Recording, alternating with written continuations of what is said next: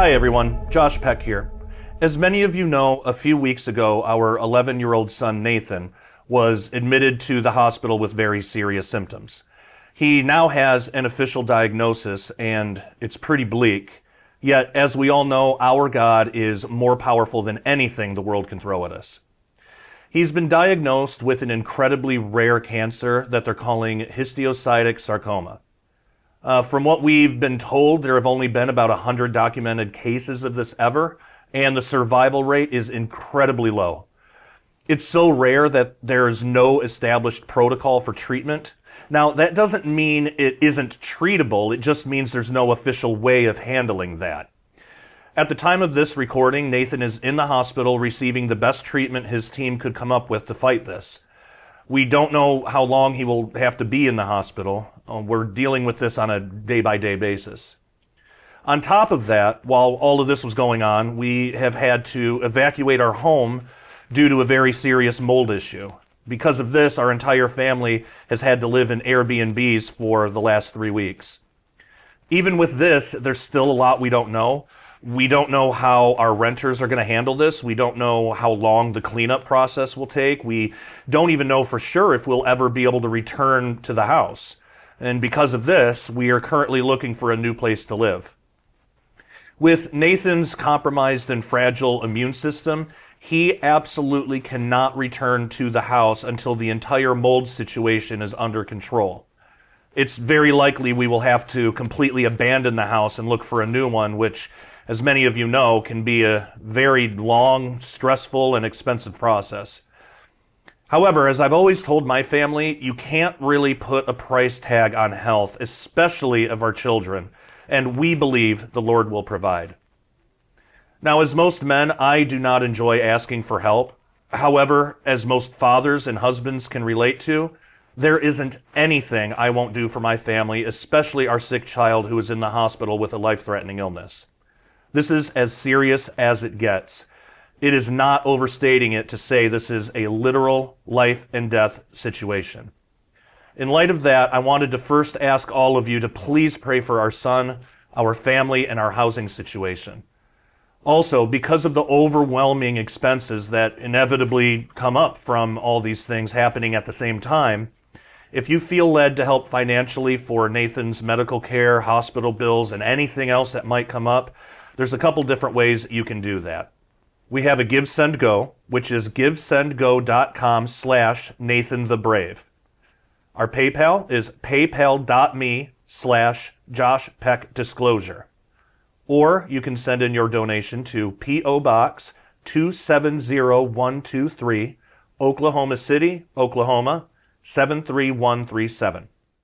I also want to kindly ask everyone to please refrain from offering us medical advice. I know your hearts are in the right place, but it can become overwhelming for us when we receive dozens or even hundreds of conflicting recommendations that just don't apply to Nathan's unique physiology.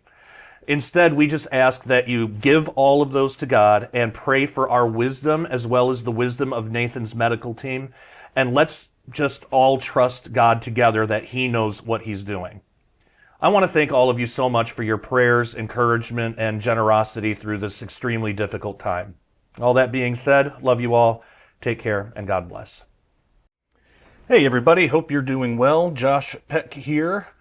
Again, just like last week I sort of explained, the reason my background is different is we are having to live in Airbnbs for the time being because there was a major mold problem in our house, and we did hear back from the renters, and apparently it's so extensive that they're gonna let us out of our lease, but we can't go back to they're not gonna fix the house until we get all of our stuff out because the damage is just too extensive. So we are living in Airbnbs until we can find another place to live, until we can find a house. So we're looking, trying to get all of that set up, and obviously, like, moving and that kind of stuff is some of the most stressful things that a person can go through. On top of that, with our son being so sick, which is obviously in the forefront of our minds, it's a lot all at once. So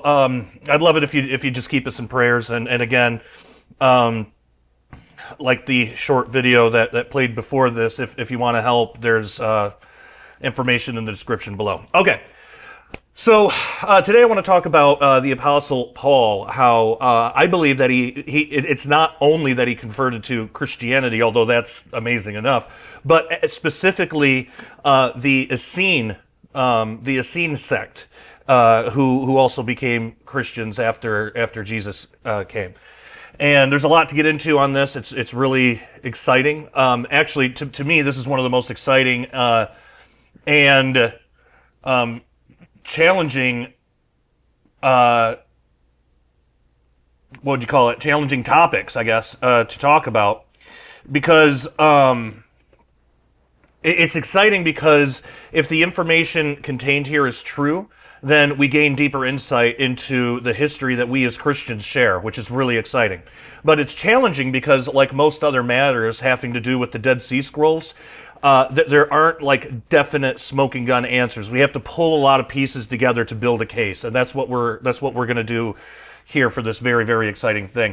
But I prefer to err on the side of excitement while maintaining a healthy realism rather than just reject an idea because it may challenge a consensus view or an established tradition. Now, while it's at the same time, while it's tempting to accept these issues full force, we must always remember that there are things we do not and cannot know. We are 2,000 years and half a world removed from the original source material that we're going to be looking at. So all we can do is the best we can with what we have and leave the rest to God.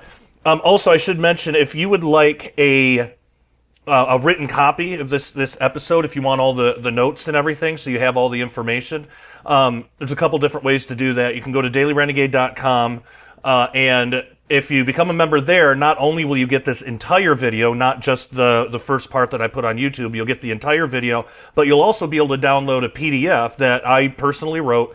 And in the PDF, it's this entire episode with all the notes and everything, all the information, so you would be able to have that. If you didn't want to download a file and you just want to view it like on a web page, you can go to joshpeck.substack.com and get a subscription there. Then you also get all the information on a web page, so you don't have to download a file. But also you get the audio only podcast version, which are full episodes of everything that I do. And so I think the best thing is just to get both, best of both worlds.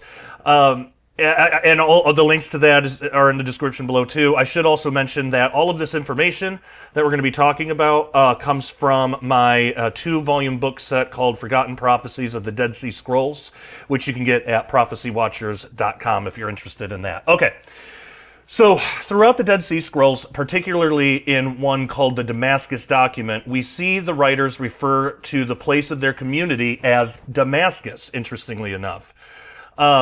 So it's in the Damascus document, 6:4b through 5, it says, "The well is the law, and those who dug it are the converts of Israel who left the land of Judah and lived in the land of Damascus." And then we also have in 1933b through 34a, "And thus all the men who entered the new covenant in the land of Damascus." Now, this obviously is not referring to Damascus in Syria, but to the area of the Essene community in Qumran. So, along these, and if you're not familiar, the Essenes were contemporaries with the Pharisees and Sadducees. They're not mentioned by name in the Bible, but they existed all throughout Israel.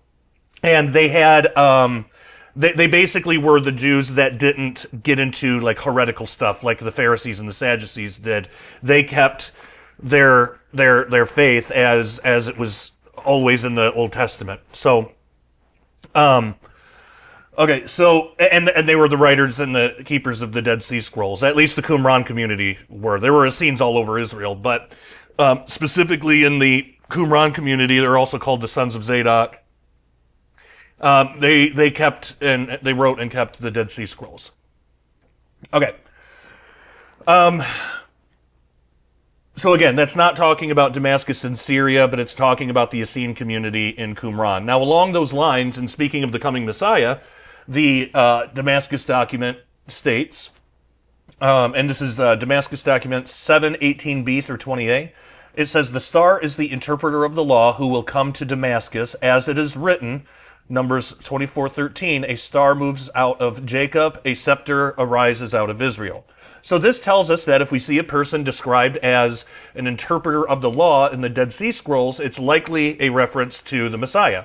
And we know that this interpretation of the star is correct because it's mirrored in the Gospel of Matthew as far as describing the birth of Jesus, which appears to be alluding to Numbers 24:17, as quoted in the Damascus document.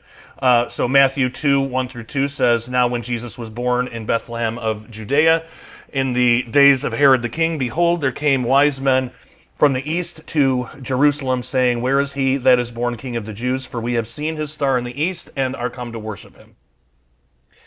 Now, apparently, according to the Damascus document, the interpreter of the law, which, as we've seen, is Jesus Christ, was expected to come to Damascus, or the Qumran community, at some point. So, could Jesus have traveled to Qumran to meet with and teach the community there as well? It's certainly possible. The Qumran community also gave themselves a familiar name, yet they would have been calling themselves this long before the birth of Christ. So in the community rule, column 9, it says, "Shall impart true knowledge and righteous judgment to those who have chosen the way." And the way, W there for way, is capitalized.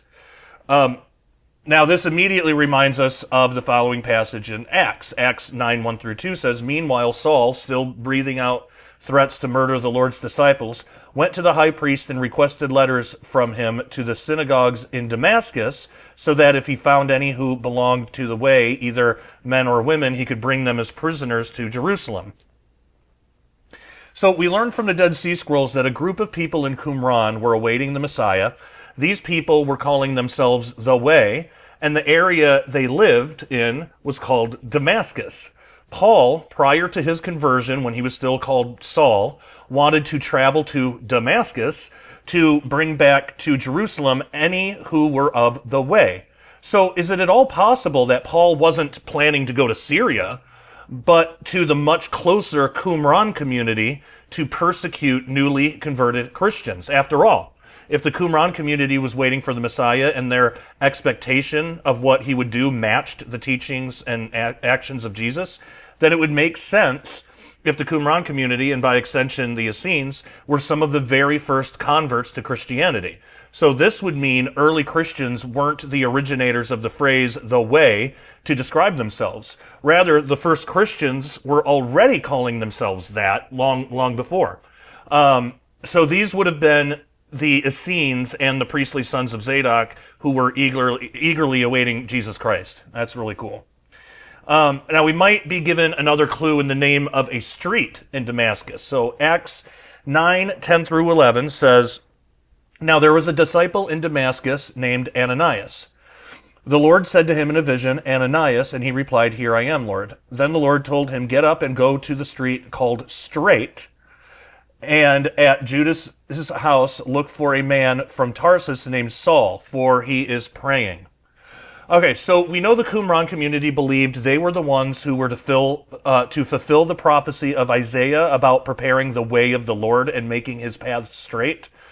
They write about that in the Dead Sea Scrolls. They believed that they were going to fulfill that, and they did through John the Baptist, who most likely was an Essene, probably one of the leaders, if not the leader, there of prophets and stuff. But so we have mention of the way, paths, and straight. So would it not make sense that the community in Qumran, also called the Way and Damascus, would name a street or a path Straight, since that was literally the prophecy they believed they were meant to fulfill? So this seems to fit Qumran far better than Syria, but there's even more evidence than that. So we also read that Paul had to get permission to persecute followers of the Way in Damascus. So one commentator notes, and this is from R.E. Lay, I believe, but this is what one commentator notes.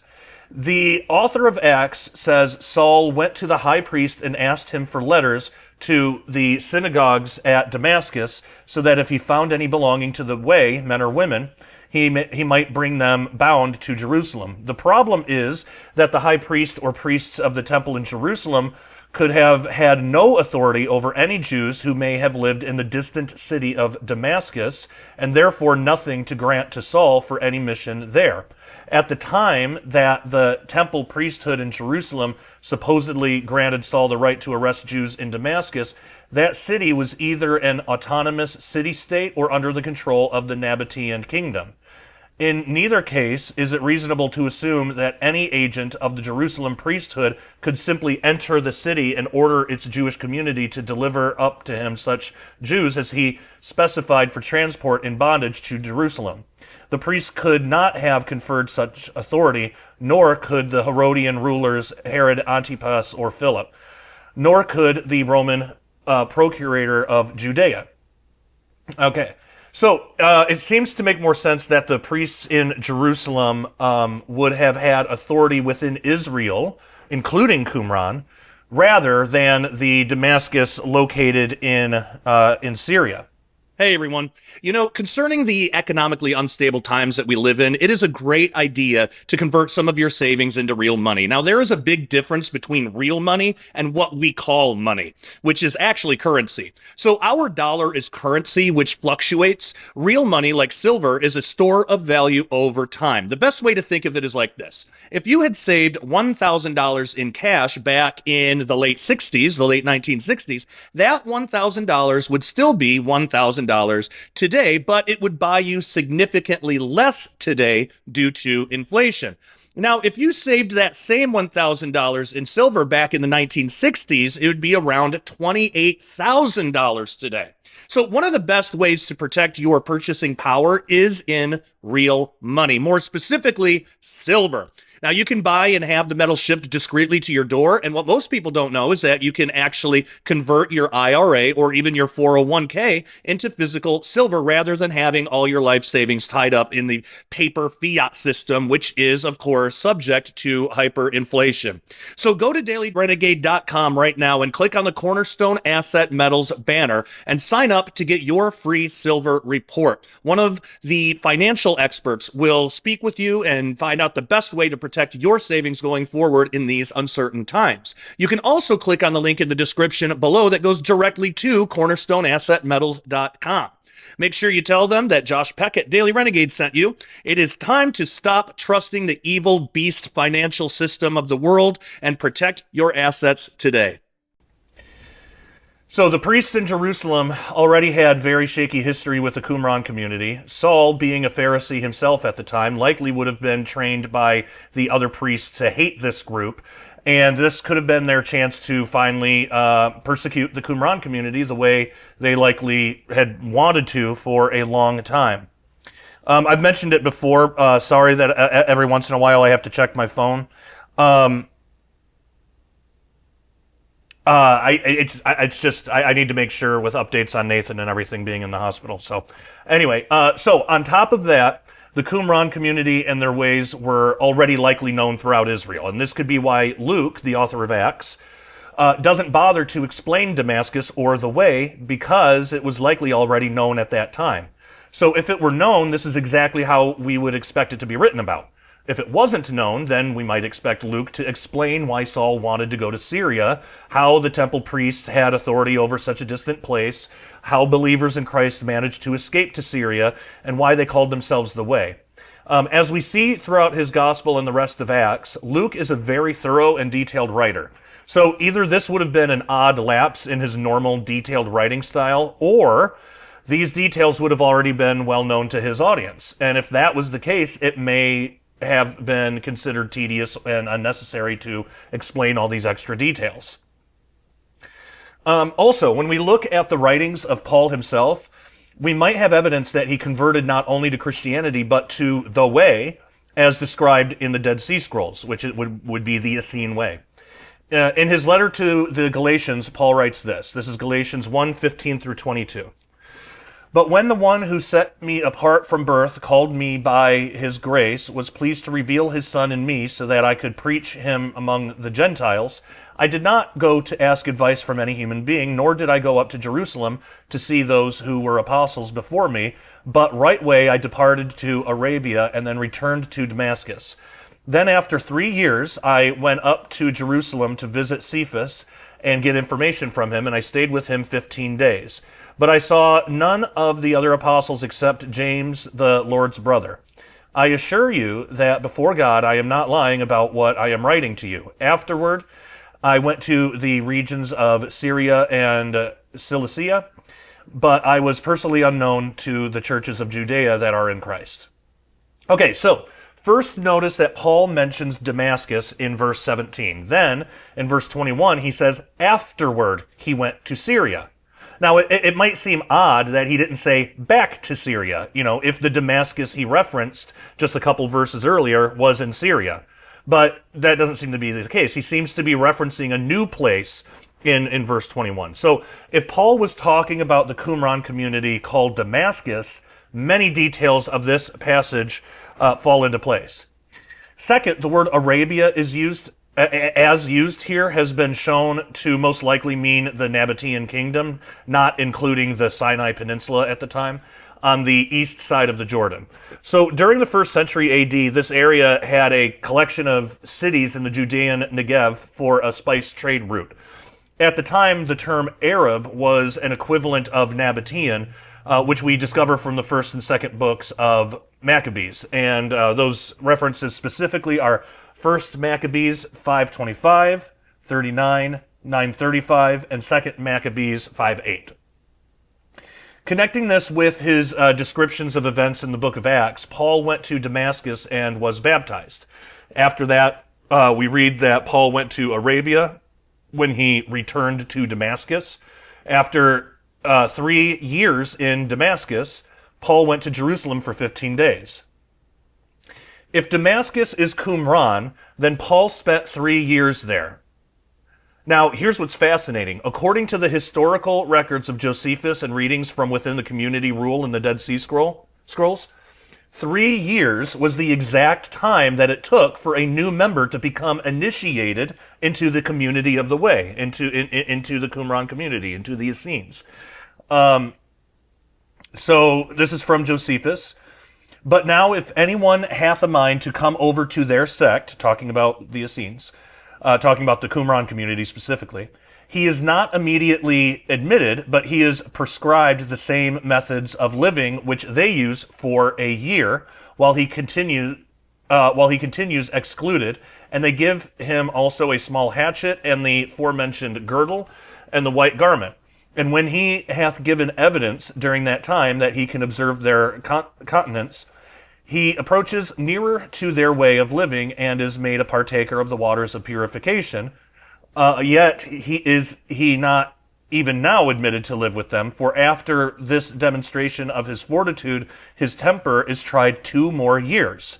And if he appears to be worthy, then they then admit him into their society. So 3 years. So isn't it interesting that Paul mentioned he was in Damascus for 3 years? If Damascus is Qumran, this makes perfect sense. He was there to be initiated into the Qumran community, into the sons of Zadok, into their order, into the Essenes. Now, it's possible that Paul returned to Damascus, Qumran, to be initiated into the Qumran community in the way of the Essenes, thereby rejecting his previous Pharisaical beliefs and position of authority. A strong piece of evidence of this conversion to the way is found in Paul's own words. So Acts 24:14 through 15 says, "But I confess this to you, that I worship the God of our ancestors according to the way, which they call a sect, believing everything that is according to the law and that is written in the prophets. I have a hope in God, a hope that these men themselves accept too, that there is going to be a resurrection of both the righteous and the unrighteous."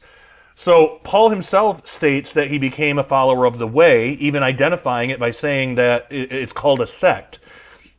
We've always been taught that that was just early Christians, but that's not the whole story. This is the Qumran community, and they've been calling themselves that long before Jesus ever came on the scene. But they were looking forward to Jesus. When he came on the scene, they got saved, they became the first Christians, but they still kept that name, the way. And that was what Paul got initiated into when he got saved. So, according to Josephus and other ancient historians, the Essenes were called a sect along with the Pharisees and the Sadducees. So the way, as I just mentioned, it existed for a long time before the birth of Christ. The only thing that changed was that followers of the way, the Qumran community and the Essenes throughout Israel, they accepted Jesus as the Messiah. Our typical modern understanding of the history of the church is that this new thing called Christianity sprang up with followers giving themselves the name of the way and Paul eventually converting to it. But considering Paul's own words, this interpretation seems to be sorely lacking in historical context. So the truth is that Christianity has a much deeper and richer history than most Christians realize. Isn't that fascinating? And it's cool to think that we come from this. Now we can provide even more evidence towards this end. So there's actually a prophecy in the Testament of Benjamin, which is one of the patriarchal testaments that the Qumran community held in high regard. And this seems to be describing the church age and a certain apostle to the Gentiles. So this is really interesting. So it says, and I shall no longer be called a ravening wolf on account of your ravages, but a worker of the Lord, distributing food to them that work what is good. And there shall rise up from my seed in the latter times one, beloved of the Lord, hearing upon the earth his voice, and a doer of the good pleasure of his will, enlightening with new knowledge all the Gentiles, even the light of knowledge, bursting upon Israel for salvation, and tearing away from them like a wolf, and giving to the synagogues of the Gentiles. Until the consummation of the age shall he be in the synagogues of the Gentiles, and among their rulers, as a strain of music in the mouth of all. And he shall be inscribed in the holy books, both his work and his word, and he shall be a chosen one of God forever. And through them he shall go to and fro, as Jacob my father, saying, he shall fill up that which lacketh of the tribe. So Benjamin was described as a ravenous wolf in Genesis 49:27. Paul identified himself as from the tribe of Benjamin in Philippians 3:5. So throughout his letters within the New Testament, Paul refers to himself as the apostle of the Gentiles. Romans 11:13, 1 Timothy 2:7, 2 Timothy 1:11. Now, some in our modern day have even accused Paul of being boastful with this title, but what if he wasn't boasting at all? What if Paul had become aware of this amazingly accurate prophecy, probably during his time in Qumran? He became aware that he was going to be the one to fulfill it, and he was being humble in taking it seriously. It adds a lot more context. That's the amazing thing about the Dead Sea Scrolls. They don't change anything in the Bible, but they add a lot more context to things that we already know. I've talked about it many times before, but the ancient Jewish group called the Essenes, who were around at the time of Christ, said that they were the ones who kept the original prophetic calendar God gave to Adam. Did you know that calendar has actually been reproduced today from the fragments of the Dead Sea Scrolls?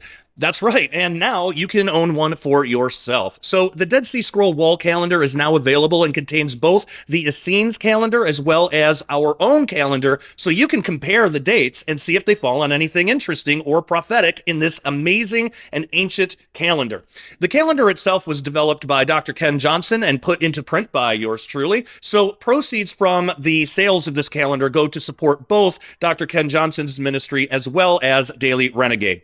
It's amazing because this is the exact calendar that the Bible itself uses from Genesis all the way to Revelation.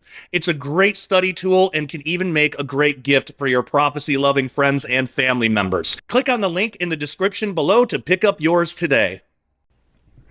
So a possible timeline of how all of this could have happened is as follows. So first, Paul, then called Saul, he travels to Qumran, Damascus, to persecute followers of the way, but he has a supernatural encounter with Jesus instead. He manages to get to the house of someone named Judas on a street called Straight in Qumran, where Ananias eventually meets up with him. And it could be at this time, or possibly later during his return to Qumran, that Paul is made aware of the prophecy in the Testament of Benjamin. Paul goes to Arabia, a Nabatean kingdom on the east side of the Jordan, then returns to Qumran to take part in the 3-year initiation process to become a part of the community. He either does this as a reaction to learning the prophecy about himself at this time, or he becomes aware of it later during his 3 years there. And then finally, he spends the rest of his life writing the letters of the New Testament and spreading the gospel to the Gentiles. Even Peter himself elevated the writings of Paul as scripture by calling the other books of the Bible the rest of the scriptures. And that's 2 Peter 3:14 through 16.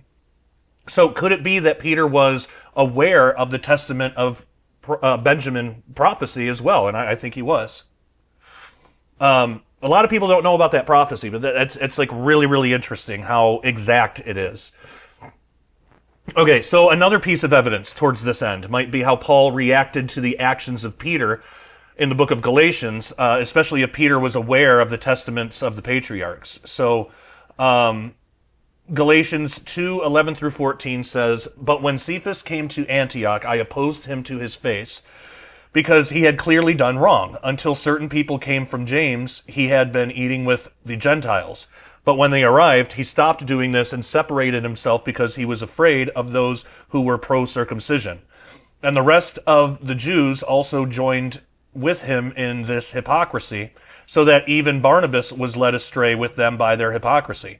But when I saw that they were not behaving consistently with the truth of the gospel, I said to Cephas in front of them all, 'If you, although you are a Jew, live like a Gentile and not like a Jew, how can you try to force the Gentiles to live like Jews?'" Again, Galatians 2:11 through 14. So the basic story here is that Paul confronted Peter, also called Cephas, because of his hypocritical behavior due to his fear of what's called the circumcision party. This was a sect of Jews who had an extremely low opinion of Gentiles and forced them to be circumcised. Paul was eating with Gentiles, but when the circumcision party came around, Peter left the Gentiles. And upon seeing this, the rest of the Jews present at the time followed Peter's lead. Even Barnabas did this. Paul saw all of this happen and confronted Peter on the issue immediately. Paul made the point that Peter was doing nothing wrong in eating with the Gentiles, so instead of worrying what some other erroneous Jews would think, Peter should have remained eating with the Gentiles and stood up for what he knew to be right. Instead, he made the mistake of appearing to follow the false authority of the circumcision party, comprised of people who were clearly living in sin. And in doing so, Peter even inspired those around him to do the same thing, inadvertently leading his friends and fellow believers into the same sin.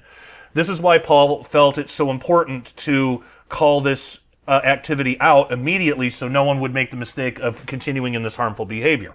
So that's the story. But what's really interesting is in the Testament of Asher, we see the same subject discussed.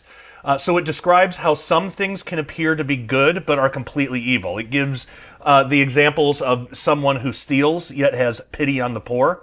So this might remind us of like socialistic or communistic policies. It says while this might appear to be both bad and good, so bad is the stealing and the good is pitying the poor, it says that it's just all bad with no good in it. So the Testament of Asher states, "But do not ye, my children, wear two faces like unto them, of goodness and of wickedness, but cleave unto goodness only, for God hath his habitation therein, and men desire it. But from wickedness flee away, destroying the evil inclination by your good works, for they that are double-faced serve not God, but their own lusts, so that they may please Beliar and men like unto themselves." And Beliar was just like another name for Satan. But or Belial, things like that. But if Paul wasn't aware of this text, then it's an awfully large coincidence that he just so happened to defend the exact same teachings against being two-faced. Instead, it would make more sense that Paul learned about this type of hypocrisy while studying the ways of the Qumran community and reading their texts for 3 years. So this would have included the Testament of Asher. It is possible that Paul knew Peter was aware of these writings too, which is why he dealt so quickly with him without much explanation needed. Peter may have already known the teachings from the Testament of Asher. He just needed Paul to remind him through a much-needed rebuke.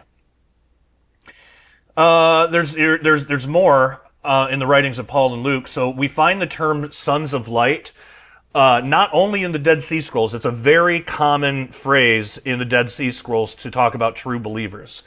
But we find the term sons of light not only in the Dead Sea Scrolls referring to the Qumran community and their followers, but also in the Bible referring to disciples of Jesus and, after the death of Jesus, to new converts to Christianity. So Paul, in his letter to the Ephesians, states, this is Ephesians 5, 6 through 11, "Let nobody deceive you with empty words, for because of these things God's wrath comes on the sons of disobedience. Therefore do not be sharers with them, for you were at one time darkness, but now you are light in the Lord. Live like children of light, for the fruit of the light consists in all goodness, righteousness, and truth, trying to learn what is pleasing to the Lord. Do not participate in the unfruitful deeds of darkness, but rather expose them." So some of the terms used here would fit very nicely into the Dead Sea Scrolls. Sons of disobedience, children of light, fruit of the light, etc. The overall lesson falls in line with other teachings found throughout the Dead Sea Scrolls concerning keeping separate the works and individuals of light and darkness. Jesus also taught a parable that may have been mainly for the benefits of his Essene disciples present at the time, but also for the Pharisees who happened to be listening. So this is Luke 16:8, 10, and 13 through 14. So we're going to skip around a little bit. "So the master commended the unjust steward because he had dealt shrewdly. For the sons of this world are more shrewd in their generation than the sons of light. He who is faithful in what is least is faithful also in much, and he who is unjust in what is least is unjust also in much. No servant can serve two masters, for either he will hate the one and love the other, or else he will be loyal to one and despise the other. You cannot serve God and mammon." Now the Pharisees, who were lovers of money, also heard these things, and they derided him. So at the time, Pharisees and Jesus' disciples, many of them likely Essenes, were listening to this teaching. It sounds like Jesus used this parable to make a distinction between the two. So as we read in the Dead Sea Scrolls and other historical sources, the members of the Qumran community, they were very frugal, and they did not tend to have great love for money. Jesus says that the sons of this world, most likely referring to the Pharisees, who, as we discover in verse 14, were lovers of money, are shrewder than the sons of light, which is a name frequently used for the members of the Qumran community, Essenes, and anyone who followed their teachings. So this could have been a way for Jesus to show how the sons of light were on the right path, while the sons of darkness, who were more concerned with worldly desires, were on the path of spiritual destruction.